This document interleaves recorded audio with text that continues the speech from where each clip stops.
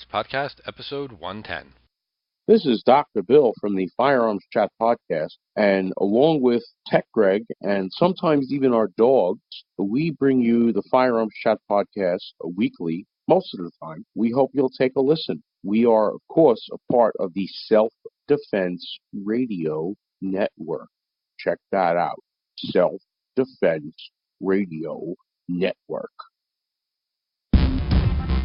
Welcome to the Out of Order Podcast, your window into the firearms community, exploring those shaping the future of our rights and protecting our lifestyle, laws, legal cases, activism, and self-defense in a candid and honest podcast for our brothers and sisters in arms. Here's your host, James Kalita.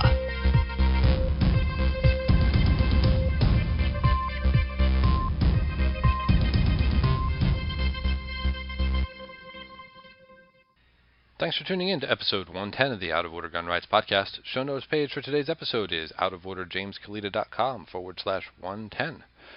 Today's sponsor is Scott Shot. Scott Shot, whether you are looking for a class as a complete beginner or an experienced, highly competent shooter seeking an NRA instructor certification, Scott Shot classes are comfortable, friendly, and taught with a high instructor-to-student ratio. So head over to scottshot.com and check them out. And Gift for Gun Nuts, giftforgunnuts.com, where you get great gift ideas for the hunting and shooting enthusiast on your holiday shopping list. This is it. This is the last week. We're doing the giveaway for the Henry rifle on Saturday, so make sure to head over to giftforgunnuts.com between now and then. Make some entries, tell your friends, and get your chances to win. giftforgunnuts.com. Today's guest is Valinda Rowe from Illinois Carry, and now here's Valinda. Valinda Rowe, welcome to the show. Thank you. It's good to be here. Oh, my pleasure. So, Valinda, you are with the association Illinois Carry. Would you tell us a little about that? Well, I am the spokesperson for IllinoisCarry.com. We are an online action and discussion forum dedicated to advancing the right to carry in the state of Illinois.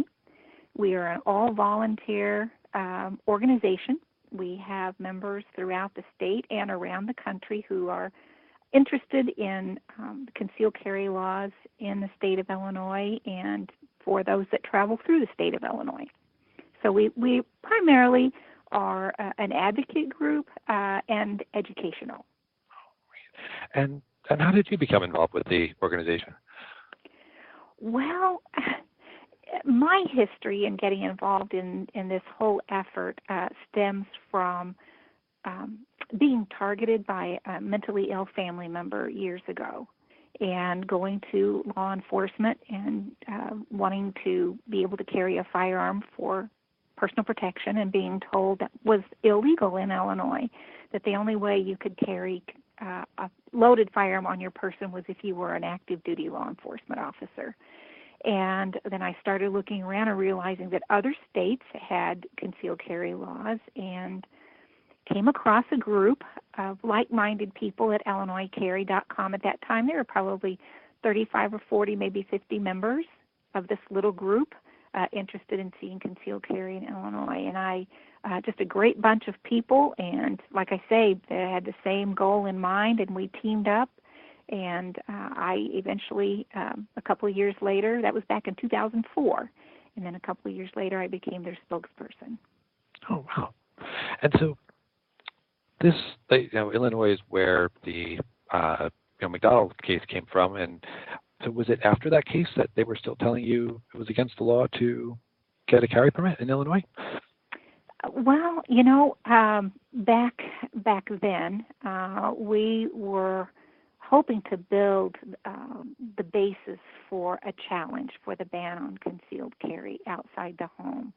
And I remember going to the Gun Rights Policy Conference back in 2007 with my friends David and Colleen Lawson, and speaking with the attorneys for Heller versus DC, and trying to find out if we could bring a challenge against the Chicago ban on even owning a handgun, because we felt like that had to be taken care of before we could even begin to make headway on being able to carry outside the home. And so the plaintiffs in that case, Otis McDonald and David and Colleen Lawson and then Adam Orloff were friends that sought help from the Second Amendment Foundation, and they were very successful in that lawsuit, all the way to the Illinois Supreme Court. But yeah, they were still saying it was illegal to carry outside the home after that court decision. And so we came back with another legal challenge with the help of the Second Amendment Foundation, and that was Moore versus Madigan. And that had to go all the way to the U.S. Seventh Circuit Court of Appeals. And they ruled that, yes, we do have a constitutional right to carry outside the home. And then they gave the Illinois General Assembly so many days then to pass legislation recognizing that right. Wow, yeah, and I remember that countdown too. There was a period of time where it looked like you guys might have constitutional carry because they were taking too long. Well, there was some discussion of that if they hadn't gotten it done by that time. But I don't know if you've heard of Mike Madigan. Speaker Mike Madigan is a man who has been in control of the House of Representatives on the state level here. And he was bound and determined that a carry law of one fashion or another was going to be passed before that deadline. So constitutional carry is still a goal of ours. It's still on, out there on the horizon that we're working toward, but it's slow going. Well, yeah, it's great to look forward to. And so, for folks in anti-gun states where they haven't really gotten concealed carry yet, do you have any tips or any advice how you guys were able to succeed there? Well, I'll tell you, in 2004. Missouri, our neighboring state, had just passed their concealed carry law, and they had major opposition from the city of St. Louis, whereas here in Illinois we had major opposition from the city of Chicago. And so a group of us from Illinois Carry met with one of the groups, the main group in St. Louis in the Missouri area, that had helped get the law changed in Missouri. We went to them, we said, how did you get this done? What pointers can you give us? And they told us three things. They said, one, it has to be a grassroots effort from the inside, because legislators are not going to pay any attention to someone that does not vote for them. For someone outside the state or an organization outside the state, it must be a grassroots efforts from inside the state. That's number one, people going to their legislators and talking to them. Number two, you have to get women involved. Women going and talking to their legislators and demanding the right to be able to protect themselves and their families is very powerful, very, very powerful. And I'll come back to that in our discussion about how powerful a woman's voice is. And it's a lot harder for a legislator to look a woman in the eye and say, you don't need the right to protect yourself, than it is to look a man in the eye and say, you can fend for yourself. The third thing they told us is that most of the states that passed a concealed carry law, it took 10 years to get it done. And so you might as well get started now. So those are the three things. One, a grassroots effort. Two, get the women involved. And three, it takes someone and a group that's dedicated for the long haul.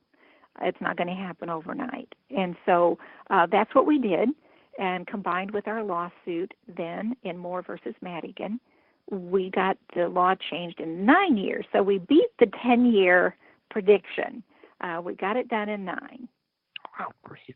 And so now that you've won this case, has the prevailing attitude about guns changed in Illinois, or do you still get a lot of anti-gun bills introduced? Or are they still trying to restrict people in other ways? We still get a lot of opposition, but it's from out of the Chicago Cook County area. We think a lot of that is due to the fact that inside the city of Chicago, it was illegal to even own a handgun for decades. decades it was illegal to do that. And so changing the mindset is slow because, it was illegal for so many decades. Only bad people, had handguns.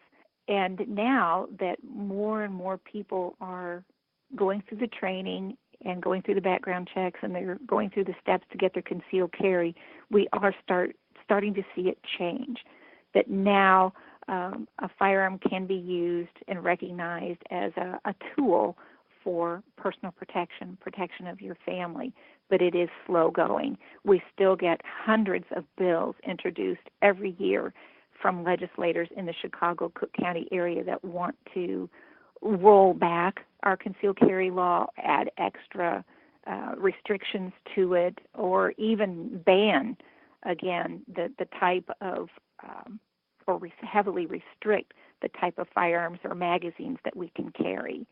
So while we do see the numbers growing in concealed carry holders and we do see an attitude changing again, it's not a rapid change, but it is a change. Wow. Yeah, I'm glad to see the changes there.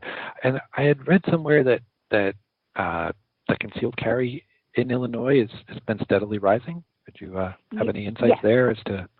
Yes, the numbers are changing. We are going to be entering our fifth year of having licenses issued. People are starting to renew their 5-year. Our licenses are good for 5 years, and so we're entering our 6th year. And we're at around 300 and something thousand concealed carry license holders. I had hoped that we would be more toward the 500,000, but we seem to be pretty much on the same path that other states when they pass concealed carry in numbers-wise.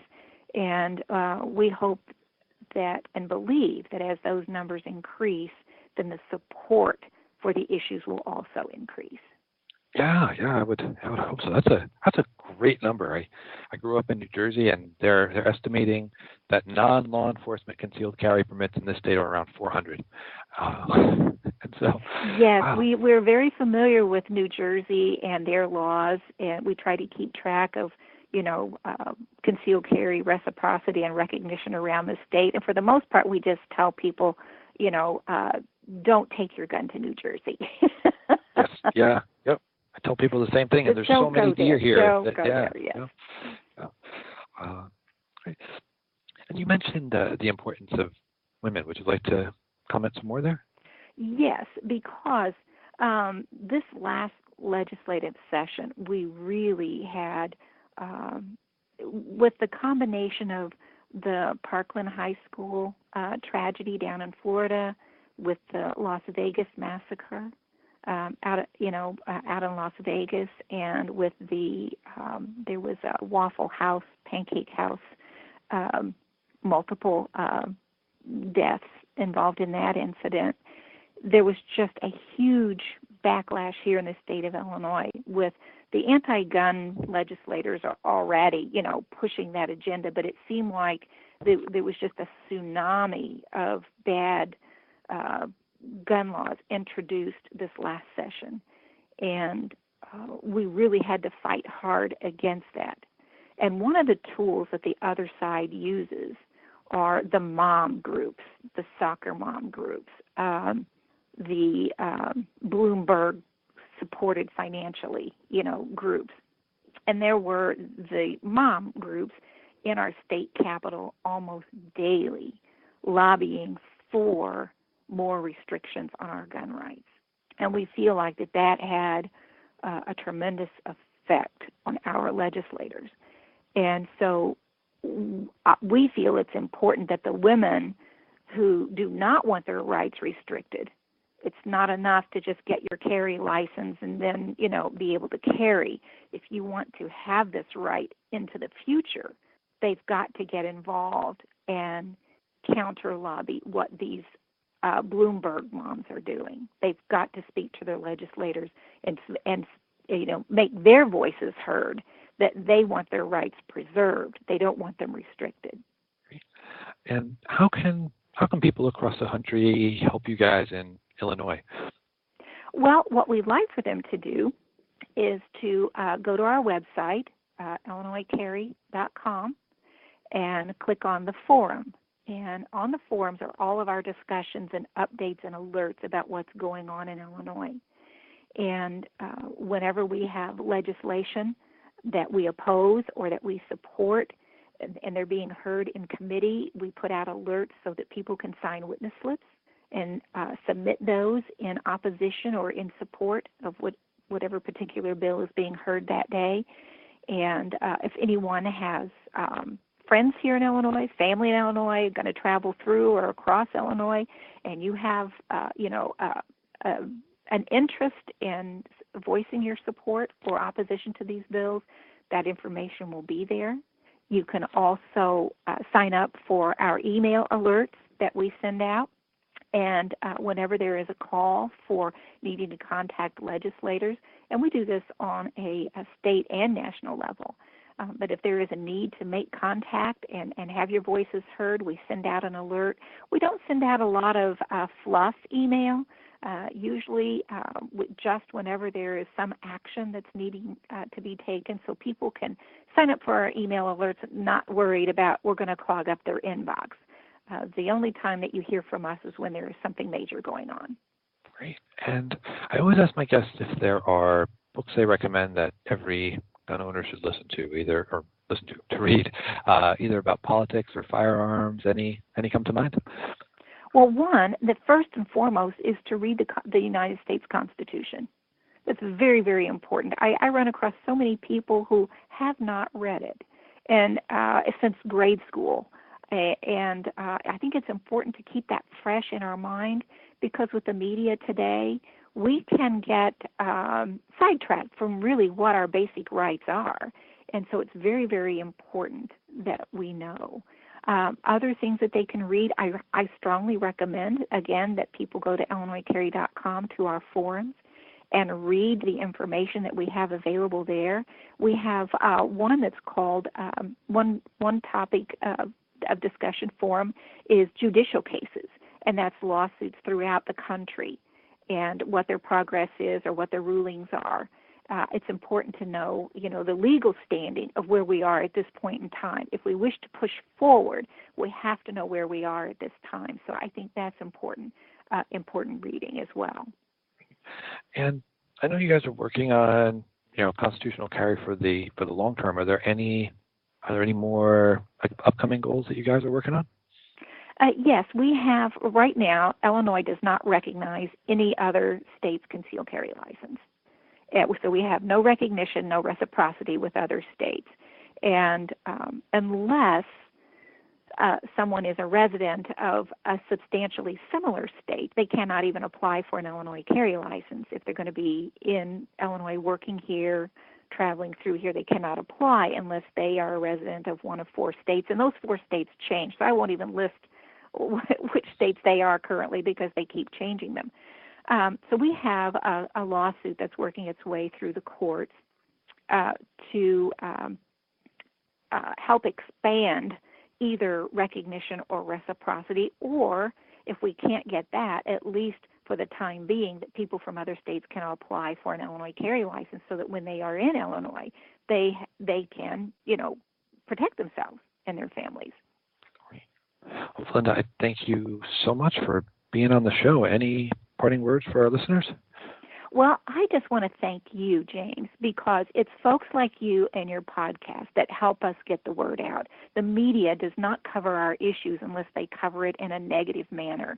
So what you do is very, very valuable, very important to our cause. And we just want to thank you so much for what you do. Oh, thank you. Well, I thank you very much for being on the show, and I look forward to talking to you again soon. I would love to, anytime. Thank you so much, and have a happy Thanksgiving. Thank you. You too. Thanks for tuning in to episode 110 of the Out of Order Gun Rights podcast. Show notes page for today's episode is outoforderjameskalita.com/110. And please remember to check out our sponsors, scotshot.com, where whether you're taking a class as a complete beginner or experienced, highly competent shooter seeking NRA instructor certification, ScotShot classes are comfortable, friendly, and taught with a high instructor-to-student ratio. So head over to scotshot.com and check them out.